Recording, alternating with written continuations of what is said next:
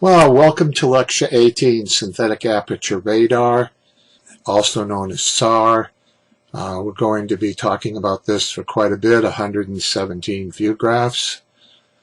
As you know, if you've been following the course, there was a period of time where I put 17 lectures up, and then there haven't been any new lectures put up for quite a while. The total number of lectures in the course will be 19. This is the next to the last lecture. The last one, 19, will be electronic countermeasures. And then I'm going to call it a day in retirement. That seems to be what my limit is and what I'll be able to get done in terms of extra lectures and on top of the basics. So today we're going to talk about synthetic aperture radar. Why synthetic aperture radar? We'll be talking about that in a minute. First, I'd like to show you the block diagram of our radar system. It's modified somewhat to a significant extent in the processing, the signal processing and the computer system. And this lecture covers a type of radar which produces very high resolution maps with high resolution in both cross range and in range away from the radar, and it's used for imaging targets on the ground. Those targets may be military targets, or those targets might be the land, the sea, they might be the ground of a planet, or are they a moon around one of the planets in the solar system, measuring ocean currents, different types of foliage. It's used for all kinds of purposes, but where you want to get a high resolution map. And the great thing about this, we'll see in a minute, are the attributes that you can get with radar that you can't get with an optical map. I just want to go through the block diagram. We've got the waveform generator, power amplifier, and TR switch as usual. And here we see an airborne platform. The radars are located on moving platforms, either an airplane or a satellite or a space probe, and then they'll look down at their target. In this case, it's an aircraft looking down at the ground and then transmitting down at the ground, and then the pulse echoes will come into the receiver and into the synthetic aperture processing computer system, into the A to D converter, and then there'll be processing of the data pulse at a time, looking at the echo as a function of range, sampling that data, and then processing the pulse data, and then taking data from motion sensors on the aircraft or the spacecraft, GPS, IMUs, and then we go into the image formation process, and then we process at the pixel level, where the data will then go out for data recording, if one's doing algorithm development, or to user displays and radar control, if these are actual operational radar systems. Now, in this first series, which I'll probably break up into 2 lectures, I did a draft of it. We're going to have an introduction, and then we're going to look at the SAR basics, how they work, the math, image formation, some advanced image formation techniques, whole bunch of examples, and then remote sensing applications and summary. And then why SAR, airborne viewing, the history of things and evolution. And before I start the introduction, I wanted to, we've really gone over all of radar, and this is one specific kind of a radar where the signal processing is somewhat different. Other kinds of radars are different, but synthetic aperture radar has really blossomed in its use in the last 20-25 years after the digital revolution.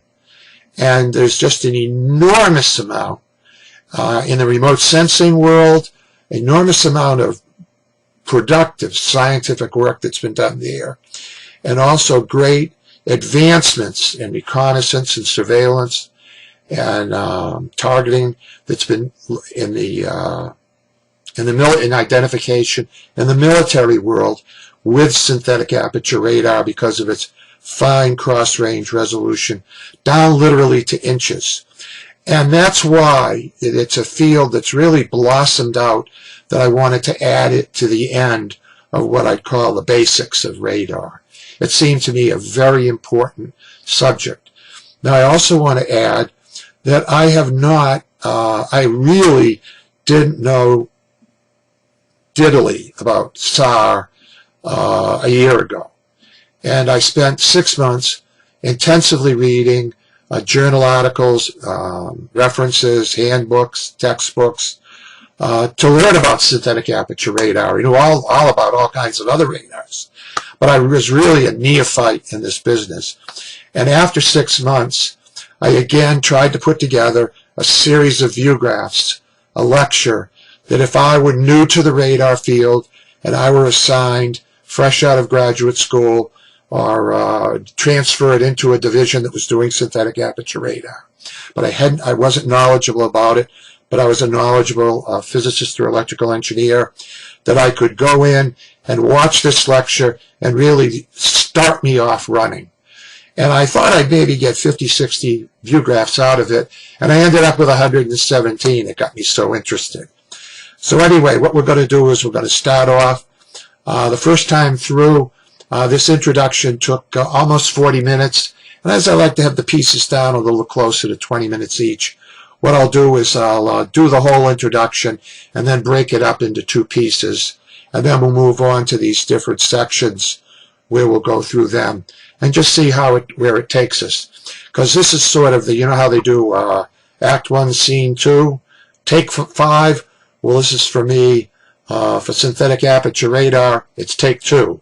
And hopefully this will be the one of what you'll see, and it'll come out quite good. The first one came out quite fine, and I was very happy with it. But some of the, how the image showed up, there was a bug in Camtasia that I had to fix so that it would look better. It had nothing to do with my presentation. I was very happy with the presentation that I put together, and now I actually found a few bugs I fixed too, and a few things I wasn't sure of. I fixed those, so I won't hesitate. I had a few numbers that weren't quite in my command. So now let's move on to the introduction. Why synthetic aperture radar? Let's look over on the left. Here we have an aircraft, and it's got a radar on it, and it looks down at the ground. You can measure range very accurately with a radar.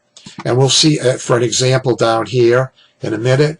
And the radar will emit a beam, which will have a beam width, theta. And the cross range is the distance down here where the beam impacts the ground, in this case. And radar is great for range measurements. We can resolve range down to inches when you can get bandwidths up into gigahertz. As you'll see, a number of inches, it's 10% of the frequency you get in bandwidth, 10 to 15%. And the other thing which makes radar really good for making maps is that it's not sensitive to weather or cloud limitations as visible and infrared sensors are.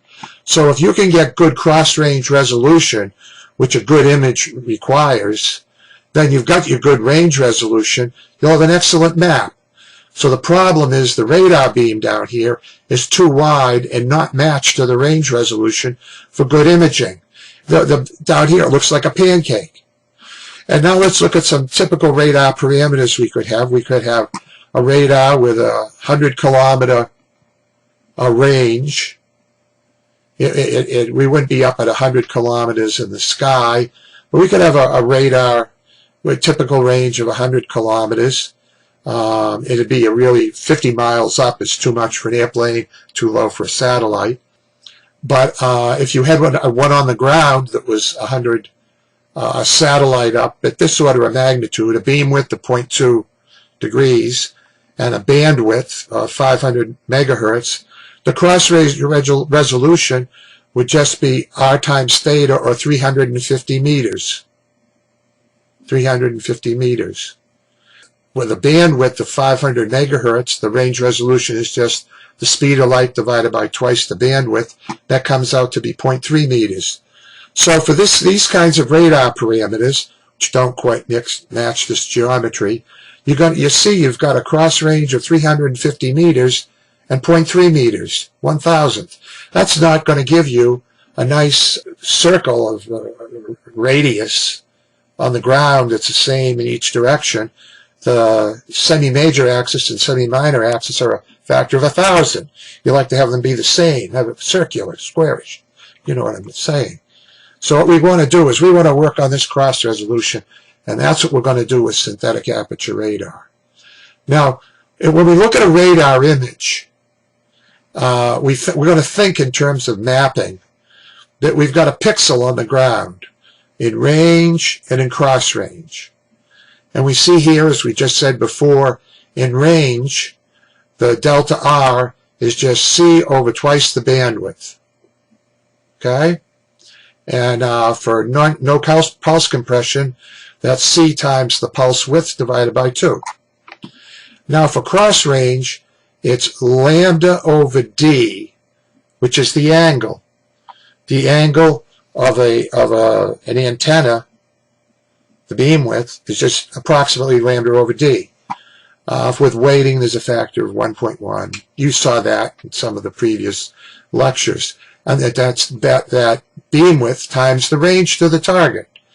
And we look at this D, this factor here. The larger the aperture, the smaller is going to be the cross range. So we'd like to have the antenna aperture huge to get really good cross range at far ranges. And the way we can do that is by having a large antenna, but it's not physically reasonable to do for an airplane. So what we're going to do is have a synthetic aperture. Now, before we go to that concept, I want to show you if we have a synthetic aperture, and in this case, the synthetic aperture is going to be on a platform. We start with a platform. In this case, it's a Global Hawk UAV is what this is a cartoon of. And what we do is we fly that platform, and then we transmit and receive, transmit and receive, transmit and receive, ... transmit and receive towards the target we're looking at, or an area on the ground. And then we take all that collected data and process it optimally.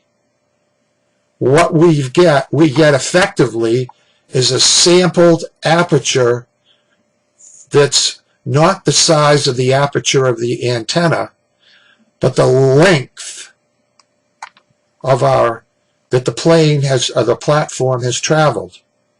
So if we have, in this case, an antenna that is 30 times an antenna sampled aperture that's 30 times that of the platform, we'll get a certain size box. If we have a sampled aperture that's 100 times larger than the platform, we're going to get 100 times the length of sampled aperture. And so that means we can get that D in the bottom of the cross range very large, and therefore the cross range resolution very small. Now, how do we do that? Now, first of all, the cross range resolution with the SAR is a little different than just the sampled aperture. We're going to see there's a factor of 2 in here. But for a passive array, say we have a big phased array that's as long as our sampled aperture. This is our antenna aperture of a phased array. The cross range resolution is just going to be lambda over D times the range for a big passive array, a phased array. Say we have a big phased array that's all this length. But you can't put that on the airplane, so we're going to go to the sampled aperture. And what we do is we get a cross range, which when you do the calculations is lambda times the range, like this, times twice the sampled aperture. This factor of 2 comes in because we have twice the phase shift because we have separate radar positions for each transmission. So we're going to end up with twice the phase shift, and therefore we'll get twice the cross-range resolution. And this will show you this cartoon as I go through it once at a time. We'll transmit each time and receive.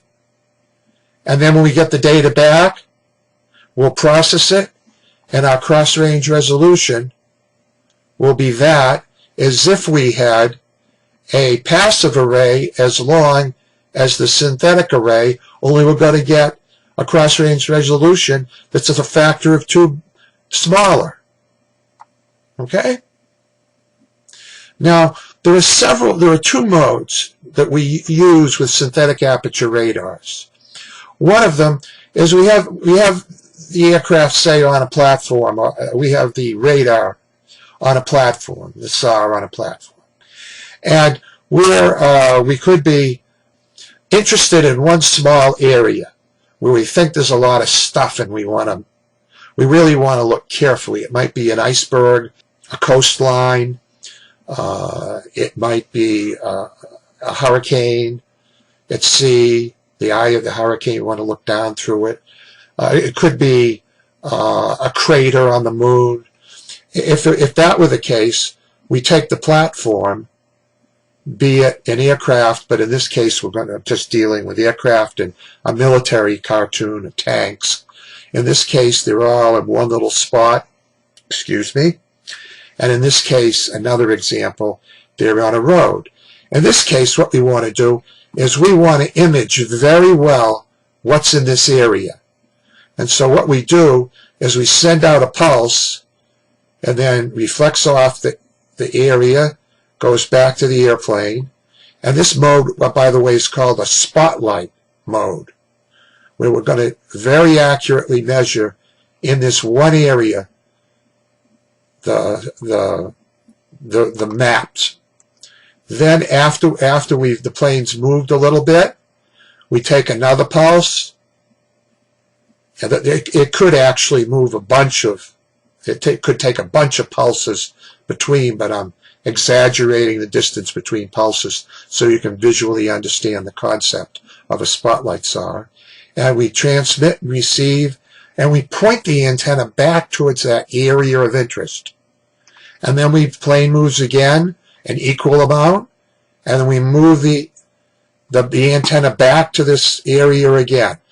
When we operate the radar, pointing the antenna towards one location, that's called the spotlight mode. Okay?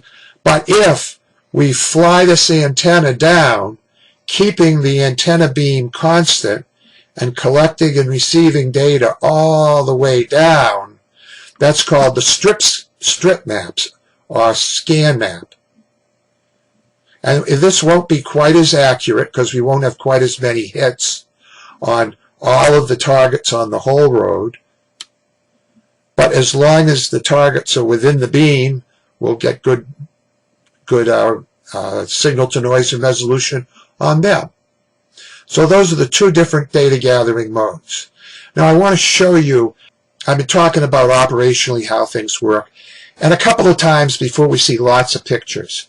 The pictures are fantastic at the end of the lecture to see of just what these radars can do. I wanted to put up front and a little bit further in this lecture, in the beginning introduction, some pictures, some images of what SARs can do. And this is from the Advanced Detection Technology Sensor at Lincoln Laboratory. It was used in the 1970s. It's a 35 gigahertz radar. Here's its dish. It has both functions that are synthetic aperture and real aperture, and coherent, fully coherent and fully polarimetric. That means it transmits in both horizontal and vertical polarizations and receives in both polarizations, being fully polarimetric. It's got a 1 foot by 1 foot SAR resolution. It's got a beam width of 2 degrees. The isolation between polarizations is 30 dB, and quite excellent sensitivity on a minus 30 dBm target at 7 kilometers. And here you can see it at the bottom of the aircraft, and here it is up close in a sphere. And the next image that I'm going to show you now is of a golf course. And here is the green on the golf course. And here is some more of the golf course. And this is roughage, and here are trees. And right here is the green. And if the resolution of Camtasia is good enough, I can see it with my own eyes. I can see the flag in the hole with this image. So with the 1 foot by 1 foot, you can see the flag right in the center of the green. It's right there if you can't see it. And here are trees with the shadow behind them. Shadow behind means the saw was up here. And there's other vegetation and things around the area. So that's just one image to show you of a golf course. Now I want to start back to the beginning. Ground mapping was very important as soon as radar was developed.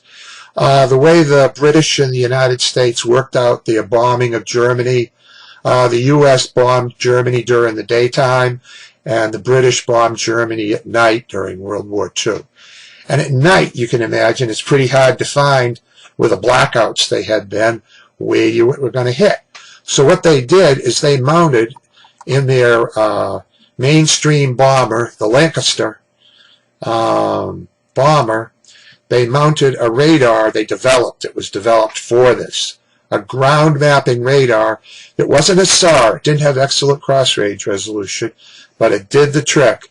It was at X-band, 3 centimeter wavelength, and was the first to be developed and fielded, first ground mapping radar, so that the Brits could navigate at night and see where to bomb.